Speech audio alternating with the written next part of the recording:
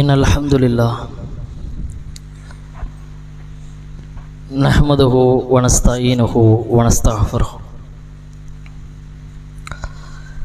ونعوذ بالله من شرور أنفسنا ومن سيئات أعمالنا من يهده الله فلا مضل له ومن يضلله فلا هادي له وأشهد أن لا إله إلا الله وأشهد أن محمدا عبده ورسوله أما بعد اللهم صل على محمد وعلى آل محمد كما صليت على إبراهيم وعلى آل إبراهيم إنك حميد مجيد اللهم بارك على محمد وعلى آل محمد كما باركت على إبراهيم وعلى آل إبراهيم إنك حميد مجيد أعوذ بالله من الشيطان الرجيم بسم الله الرحمن الرحيم அளவில்லாத அருளாளனும் நிகரில்லாத அன்புடையனுமாகிய அல்லாஹுவின் நல்லடியார்களே, கடமைகளில் முதன்மையான கடமை தொழுகை. தொழுகைகளில் முதன்மையான தொழுகை ஜும்மாவுடைய தொழுகை. புனிதம் நிறைந்த ஜும்மாவுடைய கடமையை நிறைவேற்றுவதற்காக அமர்ந்திருக்கிறோம்.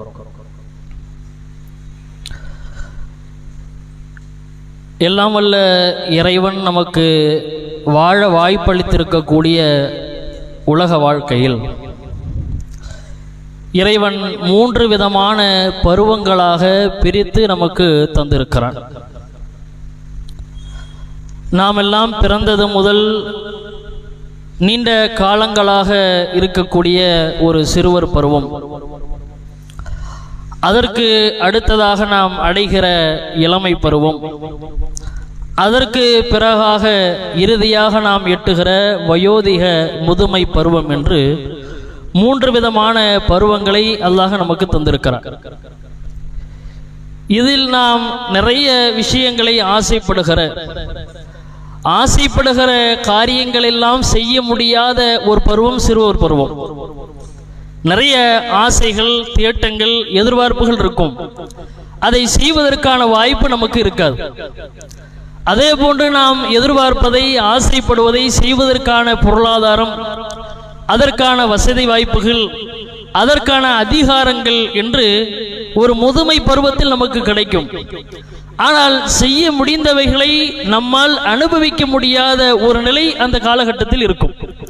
2-3 மாடிக்கு வீடு கட்டி வைத்திருப்போம். அந்த வீட்டை முழுமையா சுற்றி பார்க்க முடியாத ஒரு நிலை நமக்கு இருக்கும்.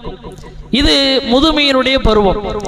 இந்த இரண்டிற்கும் இடைப்பட்ட இளமை பருவம் என்கிற அந்த வாலிப பருவத்தில் நாம் நிறைய விஷயங்கள் ஆசைப்படுவதற்கும் வாய்ப்பு இருக்கிறது. ஆசைப்பட்ட ஏராளமான அம்சங்களை இலகுவாக நம்முடைய வாழ்க்கையில் அமல்படுத்துவதற்கான வாய்ப்பையும் இறைவன் அந்த பருவத்தில் வழங்கியிருக்கிறார்.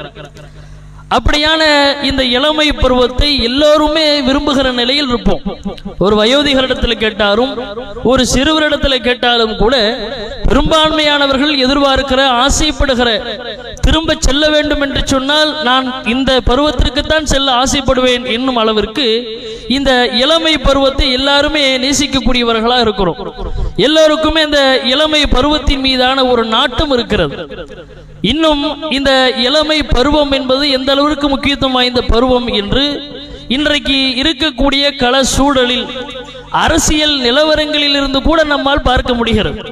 இன்னைக்கு புதிதாக அரசியலுக்கு வரக்கூடிய அரசியல்வாதிகள் கூட குறிவைக்கிற ஒரு பருவமாக இளமை பருவத்தினர் தான் இருக்கிறார். இவர்கள் களத்திற்கு வந்தால், இவர்கள் நம்மோடு தோள் கொடுத்தால், இவர்கள் நமக்கு பக்கபலமாக இருந்தால் நிறைய விஷயங்களை செய்ய முடியும், இந்த துறையில் நிறைய சாதிக்க முடியும் என்கிற எதிர்பார்ப்பும் சிந்தனையும் இன்றைக்கு பெரும்பான்மையினத்தில் இருக்கிறது. இன்னைக்கு கூட அரசாங்கங்கள் கூட இளைஞர்களுடைய போராட்டம், ஆர்ப்பாட்டம் என்றால் பயப்படுகிறார்கள். ஒரு கட்சி சார்ந்தவர்கள் நடத்துகிற ஆர்ப்பாட்டத்தை விட, ஒரு அரசியல் தலைவர்கள் சார்ந்தவர்கள் நடத்துகிற போராட்டங்களை விட இளைஞர்கள் ஒன்று குழுமி விட்டார்கள், கல்லூரி மாணவர்கள் ஒன்று திரளுகிறார்கள் என்று சொன்னால் எந்த அரசாங்கங்களாக இருந்தாலும் ஒரு பயம் ஏற்படுகிறது. ஏன் இளைஞர்கள் ஒன்று திரண்டு விட்டார்கள் என்று சொன்னால் அவர்களை கலைப்பது என்பது அவ்வளவு சாதாரண விஷயம் கிடையாது. அவர்களை கலைப்பதற்கு நாம் படாத பாடுபட வேண்டி இருக்கும். அவர்களை ஒன்று குழும விடக்கூடாது என்பதில் இன்றைக்கு அரசாங்கங்கள் கூட கவனம் செலுத்துகிறது. அந்த அளவிற்கு இன்றைக்கு உலக அளவிலும் இந்த பருவம் என்பது அவ்வளவு முக்கியத்துவம் வாய்ந்த ஒரு பருவமாக பார்க்கப்படுகிறது. இஸ்லாமிய மார்க்கமும் இதனை அங்கீகரிக்கிறது. அல்லாஹும் அல்லாஹுடைய தூதர் நபிகள் நாயகம் ஸல்லல்லாஹு அலைஹி வஸல்லம் அவர்களும் கூட இந்த பருவம் அத்தகைய ஒரு பருவம் தான், முக்கியத்துவம் வாய்ந்த ஒவ்வொரு மனிதனும் சிந்தித்து செயல்பட வேண்டிய ஒரு பருவம் தான் என்பதையும் இஸ்லாமிய மார்க்கமும் நமக்கு அழுத்தம் திருத்தமாக சொல்லித் தருகிறது. எந்த அளவிற்கு அல்லாஹ்வுடைய தூதர் ஸல்லல்லாஹு அலைஹி வஸல்லம் அவர்கள் நாளைக்கு மறுமையுடைய நிகழ்வுகளை பற்றி சொல்லும் போது அரிசிற்கு கீழே இறைவன் நிழலளிக்கிற 7 சாரார்களை பற்றி சொல்கிறார்கள். நாளைக்கு அரிசிற்கு கீழே நிழல் கிடைக்கிறதுங்கிறது சாதாரண ஒரு விஷயம் கிடையாது. திரும்ப திரும்ப கேள்விப்பட்டதுனால, அடிக்கடி இந்த ஹதீஸை படித்ததுனால நமக்கு அது ஒரு சாதாரண செய்தியாக உள்ளத்துக்கு தெரியலாம். ஆனா நாளைக்கு அரிசிற்கு கீழே எந்த நிழலும் இல்லாத சூழலில் ஒரே ஒரு 7 பிரிவினருக்கு மாத்திரம் அல்லாஹ் அரிசிற்கு கீழே நிழல் அளிக்கிறான் என்று சொன்னா அது சாதாரணமான ஒரு நிகழ்வே கிடையாது. இன்னைக்கு நம்ம பார்க்கிறோம், சமூகத்துல ஒரு சமூக அந்தஸ்து மிக்கவர்கள் என்று சொன்னா இன்னைக்கு யாரையோ இல்லாம நம்ம சொல்றோம். பல்லாயிரக்கணக்கான மக்கள் படைசூழ ஒரு தலைவர் வருகிறார். அவர் நடந்து செல்வதற்கு ஒரு பாதை போடப்படுகிறது. அவர் நிகழ்ச்சியை முடித்து செல்வதற்கு ஒரு பாதை போடப்படுகிறது. இன்றைக்கு பல்வேறு விதமான செக்யூரிட்டிகளுக்கு மத்தியில் இன்றைக்கு தலைவர்கள் வருகிறார்கள், அரசியல் பிரமுகர்கள் வருகிறார்கள் என்று ஆச்சரியத்தோடு பார்க்கிறோம். அல்லாஹ் நாடி இந்த 7 சாராரில் ஒருவராக நாம் ஆகிவிட்டால் இவர்கள் எல்லாம் நாளை மறுமையில் நம்மை ஆச்சரியத்தோடு பார்ப்பார்கள். அப்பேற்பட்ட ஒரு பொக்கிஷம் நிறைந்த ஒரு நிகழ்வாக அந்த அரிசிற்கு கீழே நிழல் கிடைக்கிற அந்த சாரார்கள் இருப்பார்கள். அதில் 7 சாரார்களை மணி போல் அல்லாஹ்வுடைய தூதர் ஸல்லல்லாஹு அலைஹி வஸல்லம் சொல்றாங்க. அப்படி குறிப்பிட்டு சொல்லும்போது அல்லாஹ்வுடைய தூதர் ஒரு சாராரை சொல்கிறார்கள், வஸாபுன், அவர்கள் இளைஞர்கள், நஸாஃபி ரப்பி இபாதத்தி ரப்பி, அல்லாஹ்வுடைய வணக்க வழிபாடுகளில் ஊறி திளைத்த இளைஞர்கள். இவங்க அந்த 7 சாராரில் ஒரு சாராரா இந்த இளைஞர்கள் இருப்பார்கள். நாளைக்கு அரிசிற்கு கீழே அந்த நிழலில் அல்லாஹ்வுக்கு அருகாமையில் குடியமர்கிற ஒரு வாய்ப்பாக இந்த இளைஞர்கள் பெறுவார்கள் என்று அல்லாஹ்வுடைய தூதர் சொல்றாங்க. உண்மையிலே இன்றைக்கு வயோதிகர்கள் நிறைய பேர் இருப்போம். ஒரு வணக்க வழிபாடுகளில் ஆர்வம் இருந்தால் கூட நம்மால் முறையாக சீராக செய்ய முடியாத நிலை இருக்கும். ஆனா ஒரு இளமை பருவத்தில் ஒரு 4 ரக்காத்து தொழணும்னு ஒரு முதியவர் ஆசைப்பட்டா 2 ரக்காத்து தொழுவாரு, 3வது ரக்காத்தில் உட்கார்ந்து தொழுகிற நிலைக்கு போயிடுவார். ஆனா இளைஞர்கள் வாலிபர்கள் என்று சொன்னா நீண்ட நேரம் இரவு முழுக்க நின்று வணங்க வேண்டும் என்று சொன்னால் கூட அதற்கான ஒரு திடாகாத்திரத்தை, அதற்கான ஒரு முகாந்திரத்தை இளைஞர்கள் வாலிபர்கள் பெற்றிருக்கிறார்கள். அதனால அல்லாஹ்வுடைய தூதர் ஸல்லல்லாஹு அலைஹி வஸல்லம் அவர்கள் இத்தகைய சிறப்பிற்குரிய ஒரு பருவமாக இந்த பருவத்தை சொல்றாங்க. இன்னும் கவனிக்கத்தக்க ஒரு பருவம் என்றும் அல்லாஹ்வுடைய தூதர் சொல்றாங்க. அல்லாஹ் ரப்பல் ஆலமீன் இந்த உலகத்தில் ஒவ்வொரு மனிதனுடைய நன்மை தீமைகளை கணக்கிடுகிறான். அவர்கள் செய்யக்கூடிய நன்மைகளை தீமைகளை பதிவு செய்து கொண்டிருக்கிறான். அதற்கென்று வானவர்கள் நியமிக்கப்பட்டிருக்கிறார்கள். இதற்கு மத்தியில் அல்லாஹ் 3 சாராருடைய தீமைகளை கணக்கிடுவதில்லை. 3 சாரார் இந்த ஒரு நிலையை அடைகிற வரைக்கும் அவருடைய பாவங்களை அல்லாஹ் கணக்கெடுத்துக் கொள்வதில்லை என்று அல்லாஹ்வுடைய தூதர் சொல்றாங்க. அதுல 3 சாராரை அல்லாஹ்வுடைய தூதர் குறிப்பிடுகிறார்கள். உறங்கிக் கொண்டிருக்கிறவர் எழுந்திருக்கிற வரைக்கும் அவருடைய தீமைகள் அல்லாஹ் கணக்கிடுறது இல்லை. ஒரு பைத்தியத்தில் இருக்கிறவர் அந்த பைத்தியத்திலிருந்து குணமாகி வருகிற வரைக்கும் அவர் செய்கிற தீமைகள் அல்லாஹ் கணக்கிடுவதில்லை. அதே போன்று சிறுவர் பருவத்தில் இருக்கிறவர் வாலிப பருவத்தினுடைய துவக்கமாக இருக்கிற அந்த பருவ வயதை அடைகிற வரைக்கும் அவருடைய தீமைகளை அல்லாஹ் கணக்கிட ஆரம்பிப்பதில்லை என்று அல்லாஹ்வுடைய தூதர் சொல்றாங்க. ஒரு தீமைகளை நாம் செய்கிற பாவங்களை அல்லாஹ் கணக்கிட துவங்குவதற்கான பருவம் நம்முடைய இளமையின் துவக்கமாக இருக்கக்கூடிய அந்த பருவ வயது. அந்த இளமை பருவத்தினுடைய ஆரம்பத்தில் இருந்து அல்லாஹ் நம்முடைய தீமைகளை, நம்முடைய பாவங்களை எல்லாம் அல்லாஹ் கணக்கிட ஆரம்பிக்கிறான். கவனிக்கத்தக்க ஒரு பருவம் என்று அல்லாஹ்வுடைய தூதர் சொல்றான். அப்ப இந்த இளமை பருவம், இந்த வாலிப பருவம் என்பது அவ்வளவு முக்கியத்துவம் வாய்ந்தது என்று அல்லாஹும் அல்லாஹ்வுடைய தூதரும் குறிப்பிடுகிறார்கள். இன்னும் அல்லாஹ் ரப்பல் ஆலமீன் திருமறை குர்ஆனில் ஏராளமான நபிமார்களுடைய வரலாறுகளை நமக்கு சொல்றான். அந்த நபிமார்களுடைய வரலாறுகளை எடுத்து பார்த்தால் அதில் பெரும்பான்மையானவர்கள் அவர்கள் தங்களுடைய இளமை பருவத்தை எப்படி கழித்தார்கள் என்கிற செய்தியும் அல்லாஹ் சொல்றான். நபிமார்களா இருக்கக்கூடியவர்களே அல்லாஹ் பெரும்பாலும் இளமை பருவத்தில் அவர்களை நபியாக தேர்வு செய்யலாம். களப்பணி செய்வதற்கு, தாவா செய்வதற்கு, ஏகத்துவ பிரச்சாரத்தை செய்வதற்கு அல்லாஹ் அவர்களை தேர்வு செய்கிற வயது பருவம் இளமை. அந்த வாலிப இளமை பருவத்தில் அல்லாஹ் ரப்புல் ஆலமீன் அவர்களுக்கு தூது செய்தி அறிவித்து தூதராக தேர்வு செய்து அவர்கள் மூலமாக பல்வேறு விதமான பிரச்சார பணிகளில் அல்லாஹ் ஈடுபடுத்துகிறார். அப்படியான சில நபிமார்கள் நபித்துவம் கிடைப்பதற்கு முன்னால் கூட தன்னுடைய இளமை பருவத்தை எப்படி கழித்துக் கொண்டிருந்தார்கள் என்கிற செய்தி எல்லாம் வரலாற்று குறிப்புகளை எல்லாம் அல்லாஹ் சொல்கிறார். திருமறை குர்ஆனில் நமக்கு காண கிடைக்கிற அற்புதமான ஒரு வரலாறு நபி யூசுப் அலைஹிஸ்ஸலாமுடைய வரலாறு. உண்மையில் முன்மாதிரி முஸ்லிம் இளைஞர் என்று சொல்வதற்கு மிக தகுதி வாய்ந்தவர் நபி யூசுப் அலைஹிஸ்ஸலாம்.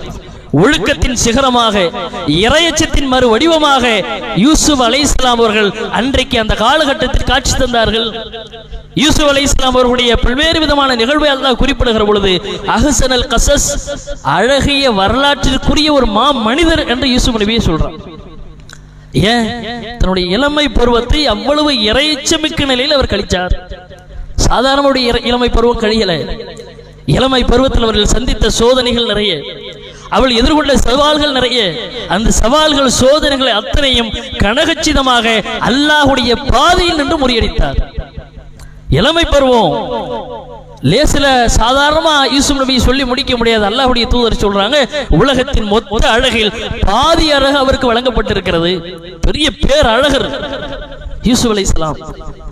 அவர்களை பார்த்து அவருடைய அழகில் மயங்கி அவர்களுடைய எஜமானி அம்மா அவங்களுக்கு சம்பளம் ஊதியம் கொடுக்கக்கூடிய அந்த அரசி தன்னை தவறான பாதைக்கு அழைக்கிற பொழுது அந்த தவறான சிந்தையிலிருந்து தூர விலகி மஆதல்லாஹ், நான் அல்லாஹ்விடத்தில் பாதுகாவல் தேடுகிறேன் என்று சொல்லி அந்த தீமையிலிருந்து அந்த பேர் ஆபத்திலிருந்து தன்னை விலக்கி கொண்டு கருப்பொழுக்கத்தை நிரூபித்தவர்கள் யூசுப் அலைஹிஸ்ஸலாம். அல்லாஹ் அந்த வரலாறுகளை குர்ஆன்ல சொல்றான். வாலிப பருவங்கிறது தவறு செய்வதற்கு வாய்ப்பு கிடைக்காதா, ஏதாவது தீமைகள் செய்ய மாட்டோமா என்று ஏங்கிக் கொண்டிருக்கக்கூடிய பருவத்தில் தவறு செய்வதற்கான எல்லா விதமான வாய்ப்புகளும் முழுமையாக பரிபூர்ணமாக கிடைத்தும் அல்லாஹ்விற்கு பயந்த நிலையில் தனக்கு கிடைத்த அந்த வாய்ப்பை பெரும் பேராபத்தாக நினைத்து அதை உதறி தள்ளிவிட்டு அந்த நேரத்தில் அல்லாஹ்விடத்தில் அவர் செய்த துஆவை கூட அல்லாஹ் சொல்றான். இந்த பெண்களிடத்தில் மாட்டி சிக்கி சின்னாபின்னமாகி சீரழிவதை விட எனக்கு சிறைச்சாலை பெரியது, இறைவா என்ன சிறைச்சாலையில கொண்டு அடைச்சிருன்னு அல்லாஹ்விடத்தில் யூசுப் அலைஹிஸ்ஸலாம் துஆ செஞ்சார். தன்னுடைய இளமையை காத்துக் கொள்வதற்காக, தன்னுடைய வாலிபத்தின் நோக்கத்தை நிறைவேற்றுவதற்காக யூசுப் அலைஹிஸ்ஸலாமுடைய அந்த செயல்பாடுகளை, நடவடிக்கைகளை அல்லாஹ் சொல்லுகிறான்.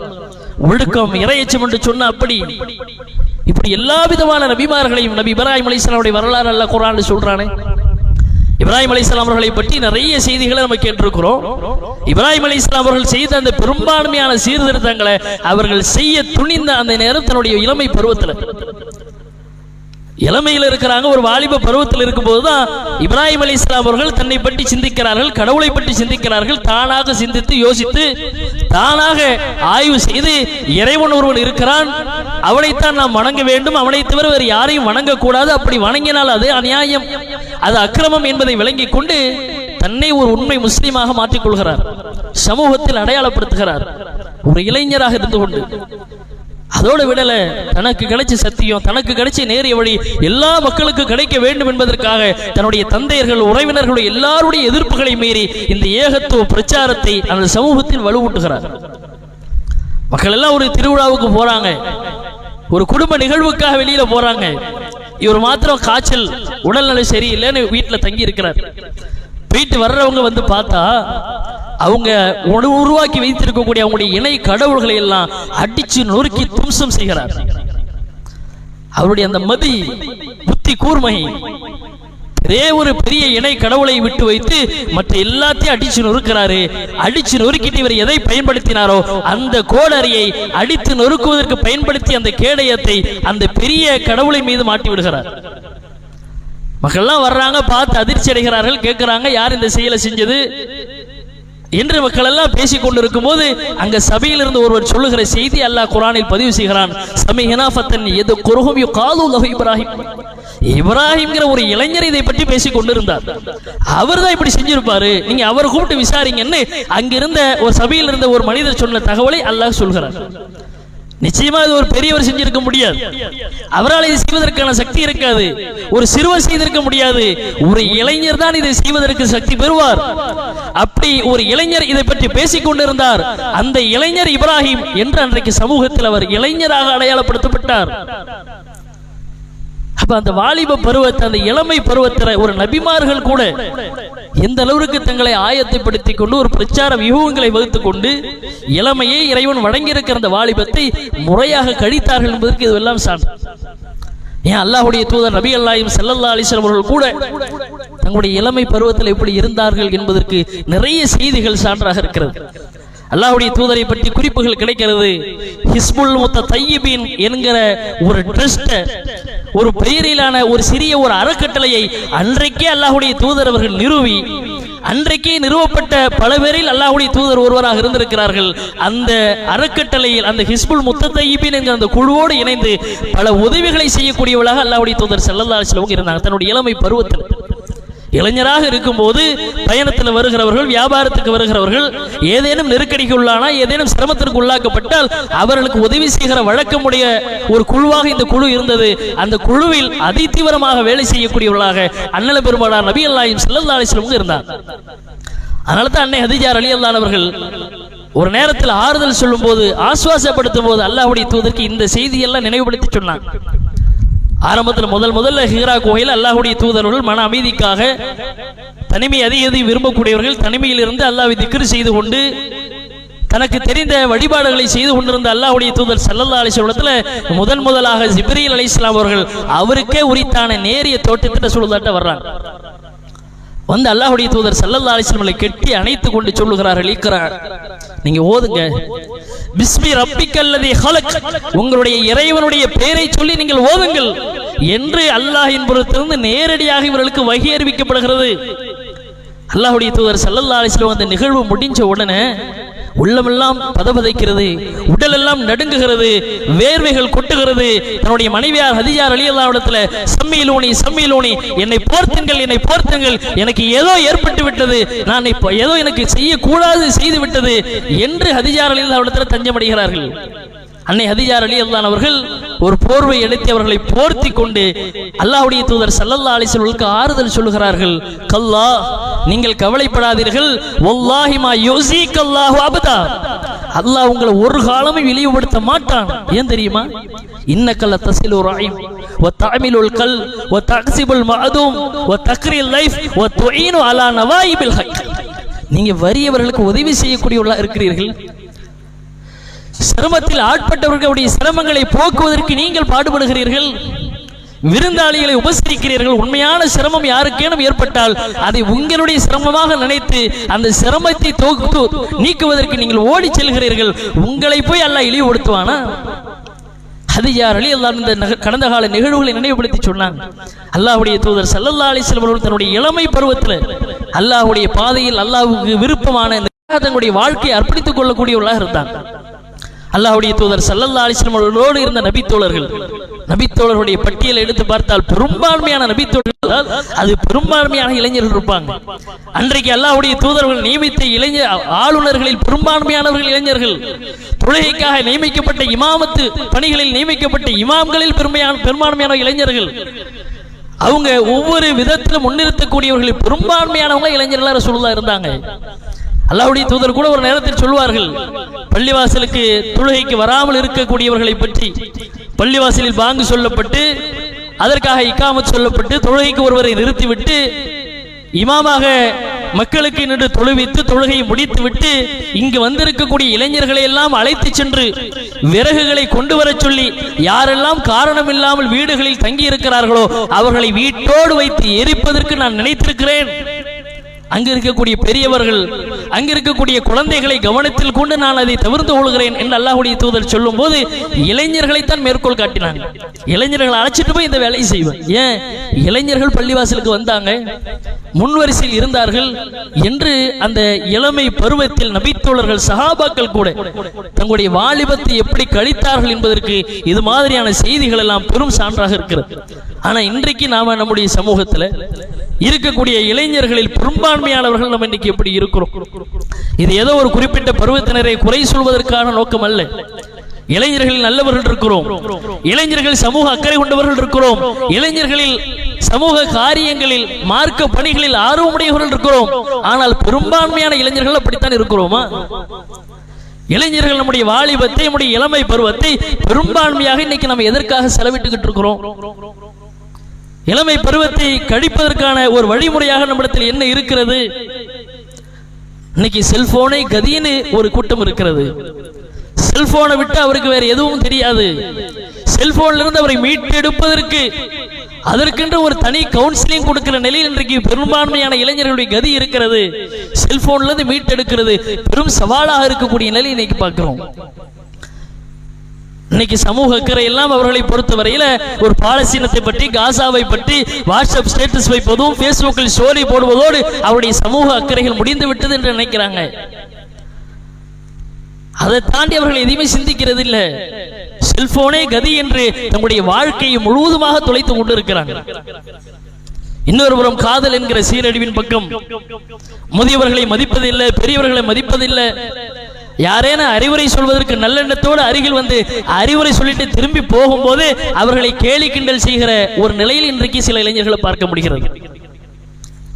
அறிவுரை சொல்பவர்களை கூட வேடிக்கையாக, அவர்களை வினோதமாக பார்க்கிற நிலை இன்றைக்கு பெரும்பான்மையான இளைஞரிடத்துல அத்தகைய மனநிலையை பார்க்க முடிகிறது. இன்னைக்கு அதுவெல்லாம் இன்னைக்கு இளைஞரிடத்துல பெரும் கெத்தாக, அதுதான் பெரிய உயர்தரமான உயர்ந்த காரியமாக இன்றைக்கு சமூகத்தில் அடையாளப்படுத்தப்படுகிறது. ஏன்னா இன்னைக்கு இளைஞர்களை குறிவைத்து அவ்வளவு கேடான செயல்களை இன்றைக்கு எல்லா தரப்பிலிருந்தும் நிறைவேற்றுகிறார்கள். இன்னைக்கு ஒரு சினிமால கூட எடுத்துக்கிறங்க. ஒரு காலத்துல சினிமான்னு இருந்தா அதுல வில்லன்களாக இருப்பவங்களை எல்லாம் பார்ப்பதற்கு பெரிய ஜாம்பவான்களை போன்று பெரும் உடல் வலிமை கொண்டவர்களாக, பெரும் பருத்த உயரம் கொண்டவர்களாகத்தான் பார்க்க முடியும்.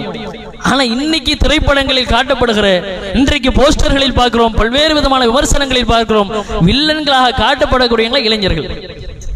12ஆம் வகுப்பு படிக்கிற பையன் அந்த படத்துல வில்லன், கல்லூரிக்கு செல்லக்கூடிய மாணவன் ஒரு திரைப்படத்தின் வில்லன். 15 வயசு 16 வயசு பையன்களை, சிறுவர்களை எல்லாம் இன்றைக்கு திரைப்படங்களில் வில்லன்களாக காட்டுகிற ஒரு நிகழ்வு இன்றைக்கு பார்க்கிறோம். அப்ப இன்றைக்கு இளைஞர்கள் இப்படி திசை மாறி கொண்டு போய் கொண்டு இருக்கிறார்கள். இன்னைக்கு பைக் எடுத்தா அந்த பைக்ல போகிற வேகம், நம்ம ஊர்ல நம்ம பகுதிகளில் பார்க்கிறோம். ஒரு ஐசிஐசி பேங்க்ல இருந்து பைக்கை எடுத்துக்கிட்டு கியரை குறைக்காம, பிரேக்கை பிடிக்காம, கிளச்சை மிதிக்காம பீச் வரைக்கும் நம்ம போனோம்னா அதுதான் பெரிய கெத்துன்னு நினைக்கிறான். அதுதான் பெரிய ஒரு சிறந்தது, அதுதான் நம்ம வாழ்க்கையில பெரிய பெரும் சாதனை நினைக்கக்கூடிய நிலையில் இன்றைக்கு இளைஞருடைய மனநிலை இருக்குது. இன்னைக்கு அதனால் ஏற்படுகிற ஆபத்துகளை, அதனால் ஏற்படுகிற விபத்துகளை பற்றி நம்ம கொஞ்சமாவது சிந்திக்கிறோமா? அல்லாஹ் குர்ஆன்ல ஒரு வசனத்துல அழகா ஒரு செய்தியை சொல்றான். அது யாருக்கு பொருந்ததோ இல்லையோ, தவறான பாதையில் இருக்கக்கூடிய இளைஞர்களுக்கு பெரும்பாலும் பொருந்தும். அல்லாஹ் பதிவு செய்கிறான், ஷைத்தான் அவர்கள் செய்யக்கூடிய செயல்களை அவர்களுக்கு அலங்காரமாக, அழகாக காட்டுகிறான். உண்மையிலே இளைஞர்களுடைய பெரும்பான்மையான மக்களுடைய நிலை இதுவாக தான் இருக்கும். இன்னைக்கு பைக்ல வேகமா போகிற இந்த ஒரு விஷயத்தை எடுத்துக்கிட்டா கூட இன்னைக்கு சம்பந்தப்பட்ட ஒருத்தரை தாண்டி வேற யாருக்காவது அழகா தெரியுதா? இன்னைக்கு பைக்ல வேகமா போறது பெரிய விஷயம், சாதனை நினைக்கக்கூடிய இளைஞர்கள் அவங்களுக்கு மாத்திரம்தான் அது அழகா தெரியும். இதை சுற்றி இருக்கிற யாராவது வேகமா போகிற ஒரு பையனை பார்த்து மாஷா அல்லாஹ் ரொம்ப அழகா அற்புதமா வேகமா போறானே அப்படின்னு யாராவது புகழ்ந்து பேசுவாங்களா? நாம அப்படி புகழ்ச்சிகரமான வார்த்தையை சொல்லுவோமா? எங்க விழுந்து சாக போறான்னு தெரியலன்னு சொல்லுவோம். வேற யார போய் இவன் கொல்ல போறான்னு தெரியலையேன்னு பேசுவோம். இதை தாண்டி ஏதாவது சொல்லுவோமா? ஒரே ஒருத்தர் பார்க்கிற ஒரே ஒரு மனிதர் இல்ல இல்ல ரொம்ப வேகமா அழகா போறான், அவனையே நீங்க கண்டிக்கிறேன்னு சொல்லுகிற நிலையில் ஒருத்தர் இருப்பாங்களா? அப்ப ஷைத்தான் சம்பந்தப்பட்டவருக்கு அந்த நிகழ்வை அழகா காட்டுறான். எங்கோ ஒரு விபத்து, ஏதோ ஒரு இளைஞன் சாலையில் அடிபட்டு உடல்கள் சிதறி இறந்து கிடக்கிறான் என்கிற தகவல் வந்தா வாலிபர்களை, இளைஞர்களை வீட்டில் வைத்திருக்கக்கூடிய பெற்றோருடைய உள்ளம் பதைபதைக்கிறது. கலங்கியவர்களாக அப்படியே உள்ளமெல்லாம் பதைபதைத்த நிலையில் ஓடோடி போகிறார்கள். என் பையனா இருப்பானோ, என் பிள்ளையும் பைக் வச்சிருக்கிறான், என் பிள்ளையும் நீங்க சொல்ற மாதிரி வாகனங்களை தான் போறான், என் பிள்ளையா இருப்பானோ என்று பதறுகிற நிலையில் இன்றைக்கு பெற்றோர்களுடைய பலரின் நிலை பார்க்க முடியுது. அந்த நேரத்தில் அதுவும் போன் பண்ணும்போது சுவிட்ச் ஆஃப்னு வந்துருச்சுன்னு வைங்க, அது கேம் விளாண்டு போன்ல சார்ஜ் இல்லாம போயிருக்கும், போனு சுவிட்ச் ஆஃப்னு வந்துருச்சுன்னா இங்க பெற்றோர்களுக்கு பிரஷர் ஏறும். சாதாரண ஒரு உணர்வா, சாதாரண ஒரு வழியா இது? இது நமக்கு இளமை பருவத்தில் வாலிபத்தில் இருந்து சிந்திக்கும் போது நமக்கு அந்த வழியினுடைய உணர்வு நிச்சயம் தெரியாது. ஆனால் பெற்றோர்களுக்கு அந்த வழி இருக்கிறது, அந்த வழியினுடைய உணர்வு இருக்கிறது. அது மாதிரி ஒரு வழி இந்த உலகத்தில் வேறு எதுவுமே இருக்காது. இளைஞர்கள் வாலிபர்கள் நம்ம புள்ள பெரியாளாகி சம்பாதிச்சு நல்ல உயர்ந்த இடத்துக்கு போய் நல்ல ஒரு உயர்வான இடத்துல வேலையில் அமர்ந்து என் கணவனார் வித்த நகையெல்லாம் மீட்டு தருவான், அவன் வந்துதான் இந்த வீட்டை கட்டணும், அவன் வந்துதான் என் நோய்க்கு வைத்தியம் பார்க்கணும் என்று காத்து கொண்டிருக்கக்கூடிய உங்களுடைய பெற்றோர்களுக்கு நீங்கள் சொல்ல போகிற பதில் என்ன? அடிபட்டு கடந்தா ஒரு சில வினாடிகள் உயிர் பிரிஞ்சிரும். உங்களுடைய நிலைமை இந்த உலகத்தில் அதோடு முடிஞ்சது. அடுத்து கபரு மறுமையை தான் பார்க்கணும். ஆனா உங்களை எதிர்பார்த்து உங்களுக்காக காத்து கொண்டு உங்களுக்காக தங்களுடைய மொத்த வாழ்வையும் அர்ப்பணித்துக் கொண்டிருக்கக்கூடிய நம்முடைய பெற்றோருக்கு, தாய்க்கு, தந்தைக்கு, நம்முடைய பொறுப்பாளருக்கு நம்ம என்ன பதில் சொல்ல முடியும்? சிந்திச்சு பாருங்க. இதெல்லாம் சர்வ சாதாரணமா இன்றைக்கு பார்க்கப்படுகிறது. இளைஞர்களுக்கு இது மாதிரியான அறிவுரைகள் சொல்லும் போது அறிவுரை சொல்லுகிறவர்கள் வில்லன்களாக காட்சி தருகிறார்கள். இளைஞர்களுடைய இப்படி பார்க்கிறோம். ஒரு ஆடை கலாச்சாரம் இளைஞர்கள் பெண்களிடத்தில் கூட அந்த வசனம் சம்பந்தப்பட்டவங்களுக்கு மாத்திரம்தான் அழகா தெரியும், வேற யாருக்கும் அழகாக தெரியாது என்பதற்கு இது ஒரு சான்று. இளைஞர்கள் ஒரு வாலிப பிள்ளைகளிடத்தில் கூட இன்றைக்கு ஃபர்தா கலாச்சாரங்களில் கூட நிறைய ஃபேஷன், அதுல கூட நிறைய மாற்றங்கள். அதுல ஃபர்தாவுல அவ்வளவு கவர்ச்சி. பார்த்தா ஃபர்தா மாதிரியும் தெரியணும், ஃபர்தா இல்லைன்னு சொல்லணும். வீட்டுல தாய் தாபம் கட்டா நான் ஃபர்தா அணிஞ்சிட்டு தாமா போறேன், பக்கத்துல தோழிகளோட போனா இது ஃபர்தா இல்லை, இது அபாய மாதிரி ஒரு ஆடை, இது ஃபர்தா நீ நினைக்காத, இப்படிங்கிற அளவுக்கு எல்லா பக்கமும் சமாளிக்கணுங்கிறதுனால ஒரு ஆடை கலாச்சாரத்தில் கூட அதையும் தாண்டி அரைகுறை ஆடைகளின் பக்கம் கூட இன்னைக்கு நம்முடைய சமூகம் போய்கிட்டு இருக்கிறது பார்க்கிறோம். ஒரு அரைகுறை ஆடையை பார்த்தா கூட யாராவது ஒரு நல்ல நோக்கத்தில் நல்ல சிந்தனையில் பேசிக் கொள்வார்களா? நல்ல ஆடை அணிஞ்சிருக்கிறாங்க, அவங்க தாயார் சூப்பரான ஒரு ஆடை வாங்கி கொடுத்திருக்கிறாங்க, இதுவல்லவா பெற்றோருடைய பொறுப்பு, இதுவல்லவா ஆடை கலாச்சாரம் சொல்லி யாரா புகழ்ந்து பேச யாருமே சொல்ல மாட்டோம். ஒருத்தர் கூட அப்படி பேச மாட்டோம். எல்லாரும் திட்டுவோம், ஏசுவோம், சபிப்பார்கள். இதை தாண்டி ஏதாவது நடக்குமா? ஆனா சம்பந்தப்பட்டவர்களுக்கு அது பெருசா, அது அழகா தெரியும். இப்படி வாலிபத்தை இளைஞர்களாக இருக்கட்டும், இளைஞர்களாக இருக்கட்டும், தங்களுடைய அந்த வாலிப பருவத்தினுடைய அதனுடைய முக்கியத்துவத்தை, அதனுடைய வெயிட்டை தெரியாம இன்னைக்கு அந்த வாலிபத்தை, இளமை பருவத்தை நாசமாக்கி கொண்டு இருக்கிறோம். கொஞ்சம் சிந்தித்து மார்க்கம் நமக்கு சொல்லுகிற அறிவுரைகளை கவனித்து நம்முடைய வாலிபம், நம்முடைய இளமை பருவம் என்பது ஆக்கப்பூர்வமான காரியங்களுக்காக செலவிடப்பட வேண்டும், மார்க்க ரீதியான காரியங்களுக்காக பயன்பட வேண்டும் என்கிற நோக்கில நம்முடைய இளமையை கட்டமைப்பதற்கு நாம் ஒவ்வொருவரும் கடமைப்பட்டிருக்கிறோம். அது சார்ந்த மக்களுக்கு ஒவ்வொரு தரப்பு பெற்றோர்களும் பொறுப்பாளர்களும் அறிவுரை சொல்வதற்கு கடமைப்பட்டிருக்கிறோம். இஸ்லாம் காட்டிய வழியில, இஸ்லாம் சொன்ன அறிவுறுத்தலின் அடிப்படையில் அல்லாஹ்வுடைய தூதர்கள் காட்டிய வழிமுறைப்படி இளமை பருவத்தை, வாலிப பருவத்தை முறையாக கழிப்பதற்காக நாம் ஒவ்வொருவரும் முயற்சிக்க வேண்டும். அது சார்ந்த அந்த இளைஞர்களுக்கு, வாலிபர்களுக்கு அதிகமாக நற்போதனைகளை செய்து அவர்களையும் நல்வழிப்படுத்துவதற்கு முயற்சிக்க வேண்டும். அல்லாஹ் ரப்புல் ஆலமீன் அத்தகைய ஒரு நல் வாய்ப்பை நம் அனைவருக்கும் தரட்டும் என்று துவா செய்து இந்த முதல் அமர்வை நிறைவு செய்யும்.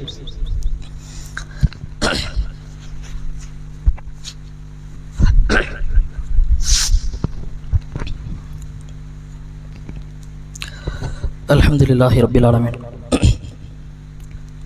வஸ்ஸலாத்து வஸ்ஸலாமு அலா ரசூலில் கரீம் ஆகிபத்தில் முத்தகீன். எல்லாம் வல்ல அல்லாஹ்வின் நல்லடியார்களே, ஏற்கனவே உங்களுக்கு பல முறை அறிவிப்பு செய்யப்பட்ட தகவல்தான். இன்ஷா அல்லாஹ் நாளை மறுநாள் வரக்கூடிய ஞாயிற்றுக்கிழமை மதுரையில் வைத்து தென்மண்டல இளைஞர்கள் எழுச்சி மாநாடு நடைபெறவிருக்கிறது. அதற்கு தாய்மார்கள், பெரியவர்கள், இளைஞர்கள் திரளாக கலந்து கொள்ள வேண்டும். இளைஞர்கள் எழுச்சி மாநாடு என்கிற இந்த மாநாட்டத்தினுடைய சிறப்பு அம்சங்களாக பல்வேறு விதமான கண்காட்சி அரங்கங்கள், கருத்தரங்கு நிகழ்வுகள் ஏற்பாடு செய்யப்பட்டிருக்கிறது. இது ஒரு அரசியல் மாநாடு கிடையாது. அரசியலுக்கு அப்பாற்பட்டு மார்க்கத்தையும் கல்வி சார்ந்த ஒரு விழிப்புணர்வையும் போதிக்கக்கூடிய மாநாடு. அந்த மாநாட்டு திடலில் கண்காட்சி அரங்கங்கள், அதனுடைய சில தலைப்புகளை உங்களுக்கு சொல்கிறேன். ஐடி விங் சார்பாக, டிஎன்டிஜே ஐடி விங் சார்பாக சமூக ஊடக போதையிலிருந்து மீள்வது எப்படி, சமூக ஊடகங்களில் நாம் எப்படி சமுதாய பணி செய்கிறது, மொபைலை வச்சுக்கிட்டு இன்றைக்கி நம்ம எப்படி ஜேர்னலிஸ்ட் ஆகிறது, இன்றைக்கு ஆள்பவர்களை இந்த செல்போன், இந்த வலைதளம் எப்படி தீர்மானிக்கிறது என்கிற மாதிரியான தகவல்கள் காலையில் ஒரு 11:30 மணியிலிருந்து தொடர் கருத்தரங்குகளாக, நேரடி கலந்துரையாடல்களாக நடைபெற இருக்கிறது.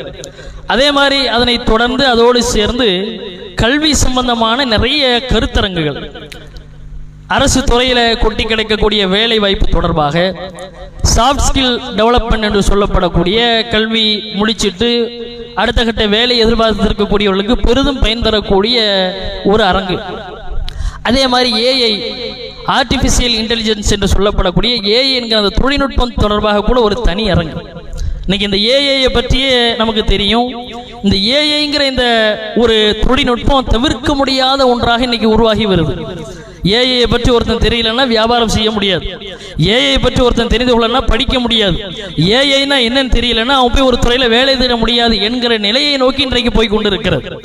அப்ப அதற்கென்று ஒரு தனி வல்லுநரை நியமித்து நேரடியாக அந்த களத்திலேயே அவர்கள் சம்பந்தமான எல்லா விதமான கேள்விகளையும் கேட்டு தெளிவரும் அளவிற்கு நேரடியாக எல்லா விதமான விளக்கங்களும் வழங்கப்படுகிற அளவிற்கான ஒரு அரங்கு அங்கு ஏற்பாடு செய்யப்பட்டிருக்கிறது. அப்ப இப்படியான நிறைய அம்சங்கள் இருக்கிறது. இதெல்லாம் நாளைக்கு அங்க வந்து நேரில் களத்தில் நம்ம சந்திச்சு அதை பார்க்கும்போது அதனுடைய அனுபவபூர்வமான நிகழ்வுங்கிறது இன்னும் அதிகமானதா இருக்கும். பொதுவாகவே இன்றைக்கு இந்த கல்வியில வேலை வாய்ப்புல நம்ம சமூகம் எந்த அளவுக்கு பின்தங்கி இருக்கிறோம் அப்படிங்கிற நம்ம எல்லாருக்குமே தெரியும். இன்னைக்கு கல்வி சம்பந்தமாக, வேலை வாய்ப்பு சம்பந்தமாக நம்முடைய மக்களுக்கு மத்தியில் எவ்வளவு விழிப்புணர்வுகள் ஏற்படுத்தினாலும் அது பெரிய அளவிற்கான ஒரு முன்னேற்றத்தை சமூகத்தில் ஏற்படுத்தவே மாட்டேங்குது. அதுதான் உண்மை. ஒரு ஆமை வேகத்தில் தான் நம்முடைய சமுதாயம் முன்னேறி சென்று கொண்டு இருக்கிறது. ஒரு நேரத்தில் சுதந்திரத்திற்காக, இந்த தேசத்திற்காக பாடுபடக்கூடிய நேரத்தில் அதிகமான இஸ்லாமியர்கள் உயிர் கொடுத்தார்கள், உயிர் நீத்தார்கள். அன்றைக்கு இருந்த அந்த 1840, 50 அந்த காலங்களில் இந்த ஆங்கில கல்வியை துறக்க வேண்டும், இதை படிக்க கூடாது, இது ஹராம் என்று அன்றைக்கு இருந்த நம்முடைய இஸ்லாமிய அறிஞர்கள், அன்றைக்கு இருந்த மதகுருமார்கள் ஃபத்வா கொடுத்தாங்க. ஏன் இந்த கல்வி, அவனுடைய கல்வி, அவன் அடிமைப்படுத்துவதற்கு நம்மை முனைகிறான், இந்த கல்வியை நீ கற்காதீங்க, இதை விட்டு நம்ம சமூகம் தூரமாக இருக்கணும்னு சொல்லி மக்களுக்கு மத்தியில் ஃபத்வா கொடுத்து அதற்கு எதிராக பிரச்சாரம் செய்தார்கள். அதற்கு எதிராக டெல்லியில் இருந்த ஜமா பள்ளிவாசல் என்கிற அந்த பள்ளிவாசலில் இதற்கு எதிராக ஜும்மா உரை குத்துபா நிகழ்த்தினார்கள். அன்றைக்கு அந்த குத்துபா நிகழ்த்தி கொண்டிருக்கிற பொழுது அங்கு தொழ வைக்க வந்தவர்களை துப்பாக்கியால் ஆங்கிலேயர்கள் சுட்டி வீழ்த்தினார்கள். பள்ளிவாசல்கள் எல்லாம் இரத்தக்கீரையானது. அந்த அளவுக்கு பெரும் பாதிப்பு இந்த சமூகம் சந்திச்சது. ஆனா அன்னைக்கு அந்த எடுத்த முடிவு சரியா தவறாங்கிற ஆய்வு இரண்டாவது. ஆனா அன்னைக்கு எடுத்த ஒரு முடிவு இன்றைக்கு பல ஆண்டுகள், 500,000 வருடங்கள் என்று சொல்லும் அளவிற்கு இந்த சமூகம் கல்வியிலும் வேலை வாய்ப்பிலும் பின்னோக்கி போயிருக்கிறது. ஆனா அன்னைக்கே சார் சையத் அகமது கான் போன்ற சில தலைவர்கள் இதற்கு எதிராக கருத்தும் தெரிவிச்சிருந்திருக்கிறாங்க. இது தவறான முடிவு, இது முட்டாள்தனமான முடிவு, இப்படி செய்யக்கூடாது, இது சமூகத்தை பாதிக்கும், எதிர்கால மக்களை பாதிக்கும்னு பல பேர் பேசினாலும் மெஜாரிட்டியான மக்கள் அதற்கு ஆதரவாக கருத்து தெரிவித்து ஆங்கில கல்வியை முற்றிலுமாக துறந்ததனுடைய விளைவு, வெளிப்பாடு இந்த சமூகம் பின்னங்கி இருக்கு. இன்னைக்கு அந்த ஜாமா பள்ளிவாசல்ங்கிற பள்ளிவாசல் இன்றைக்கும் ஒரு உயிர் சான்றாக இன்றைக்கும் இருந்து கொண்டிருக்கிறது. இந்த செய்தியில கூட கூடுதலா ஒரே ஒரு தகவல், இன்னைக்கு காலையில் என்னுள் நடந்த ஒரு நிகழ்வை நான் சொல்லணும்னு ஆசைப்படுறேன். இந்த ஏஐ சம்பந்தமா சொன்னதுனால இன்னைக்கு ஏஐ என்கிற இந்த ஆப், நாம ஒரு ஆப் அதை பயன்படுத்துறேன். அதுல பயான் சம்பந்தமான நிறைய குறிப்புகள் தேவைன்னா கூட கிடைக்கும். ஏதாவது ஒரு ஹதீஸை சொல்லி அந்த ஹதீஸுடைய நம்பர் வேணும்னா அந்த ஆப் நமக்கு எடுத்து கொடுத்துரும். ஒரு சக மனுஷன் உரையாடுற மாதிரி உரையாடலாம். அதுதான் ஏஐங்கிற அந்த ஆப்.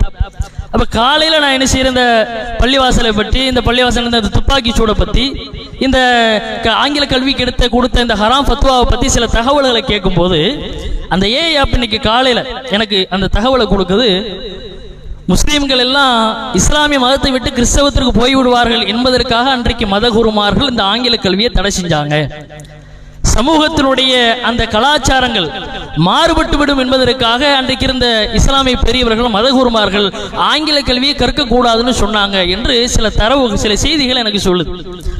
அப்ப திரும்ப அந்த ஆப்ல நான் திரும்ப கேள்வி கேட்கிறேன், நீங்க சொல்ற தகவல் சரியா தெரியலையே, என்னுடைய போன்ல அந்த நிகழ்வு இருக்கு, நீங்க சொல்ற தகவல் நான் திரும்ப சொல்ற தகவல் சரியா தெரியலையே, நாம இப்படித்தானே கேள்விப்பட்டிருக்கிறோம், இப்படித்தானே நாங்க படிச்சிருக்கிறோம், இது வந்து ஒரு தேசத்தின் மீது கொண்ட ஒரு அதீத பக்தியின் காரணமாக இந்த தேசத்தை அடிமைப்படுத்தி வைத்திருக்கக்கூடிய ஆங்கிலேயனுடைய கல்வி ஒரு காலமும் கற்க கூடாது என்கிற தேச பற்றில் தானே இந்த சமூகம் திறந்தது, அப்படித்தானே நாங்க படிச்சிருக்கிறோம், நீங்க சொல்வதற்கான சான்றை எனக்கு தாங்கன்னு அந்த ஆப்ல திரும்ப கேட்கிறேன்.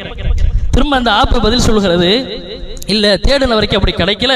ஆனா பெரும்பான்மையான மக்கள் அப்படி பேசுகிறத வச்சு அந்த தரவுகளை தந்திருக்கேன். ஆனால் நீங்கள் சொல்வதற்குத்தான் தகுந்த ஆதாரம் இருக்கிறது என்று சொல்லி போன்ல இருக்கு, சும்மா சொல்லல, தகுந்த ஆதாரம் இருக்கிறது என்று சொல்லி சொன்ன கருத்தை ஏஐ ஆப் அன்னைக்கு அந்த கருத்தை வாபஸ் வாங்க. திரும்ப நான் சொல்றேன், அறிவுறுத்தலாம் அதுக்கு. இப்படி சொல்லாதீங்க. இந்த சமூகம் இன்னைக்கு எவ்வளவு பின்னோக்கி போய்கிட்டு இருக்குது. காலையில இந்த பயானுக்கான தகவல் எடுக்கும்போது நமக்கு ஒரு அதிர்ச்சியா இருக்குது. சொல்றேன், இப்படியெல்லாம் சொல்லாதீங்க. இந்த சமூகம் படுற சிரமங்களை, நெருக்கடிகள் உங்களுக்கு தெரியத்தானே செய்யும். நான் சக தோழன் பேசுற மாதிரி பேசுறேன், தெரியத்தானே செய்யும். இப்படியெல்லாம் நீங்களே சொல்லலாமா? சரியான தகுந்த சான்று எதற்கு இருக்கிறதோ அதை மட்டும் சொல்லுங்க இப்படின்னு நான் பதில் சொல்றேன். அந்த கருத்தை அதை ஏற்றுக்கொள்கிறது. அப்ப இந்த சமூகத்திற்கு எதிராக எந்த அளவிற்கு இன்றைக்கு சதி விலைகள் பின்னப்படுகிறது. ஆனா நம்மகிட்ட விழிப்புணர்வு இல்லையே.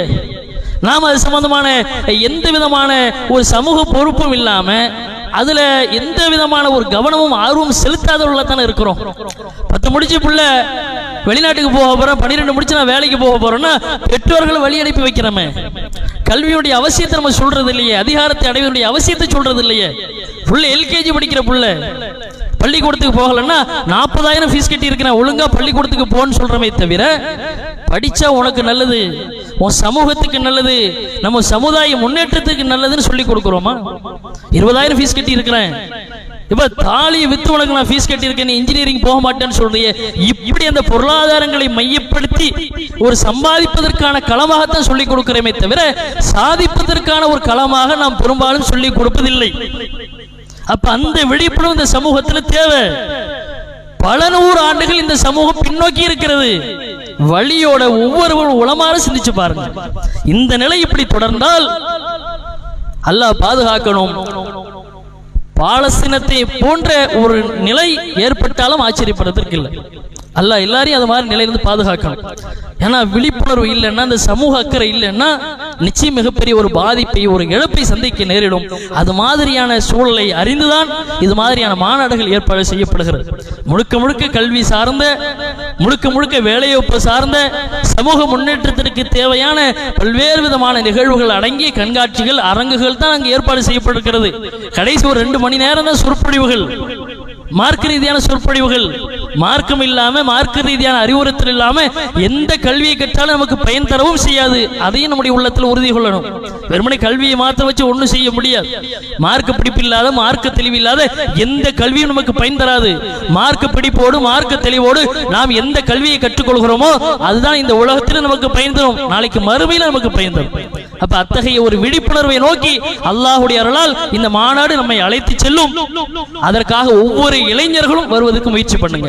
ஒவ்வொரு வாரமும் பெயர்களை முன்பதிவு செய்யுங்கன்னு சொல்லிக்கிட்டே இருக்கும் நிர்வாகத்தின் சார்பாக. இன்னும் பெரும்பான்மையான மக்கள் உங்களுடைய பெயர்களை முன்பதிவு செய்யாம இருக்கிறீங்க.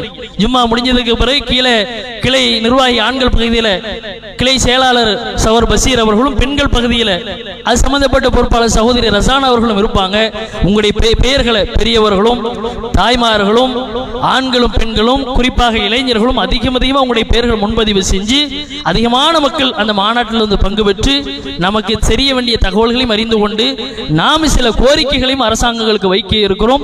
அத்தகைய கோரிக்கை வைப்பதற்கும் அந்த குரலுக்கு வலுவூட்டுகிற விதத்தில் அதிகமான மக்கள் சாறை சாறையாக அந்த மாநாட்டில் வந்து குடும்ப வேண்டும், திரள வேண்டும் என்று மீண்டும் ஒரு முறை அன்பாய் உரிமையாய் கேட்டு என்னுடைய உரையை நிறைவு செய்கிறேன். வாஹிரு தவானா அல்ஹம்துலில்லாஹ்.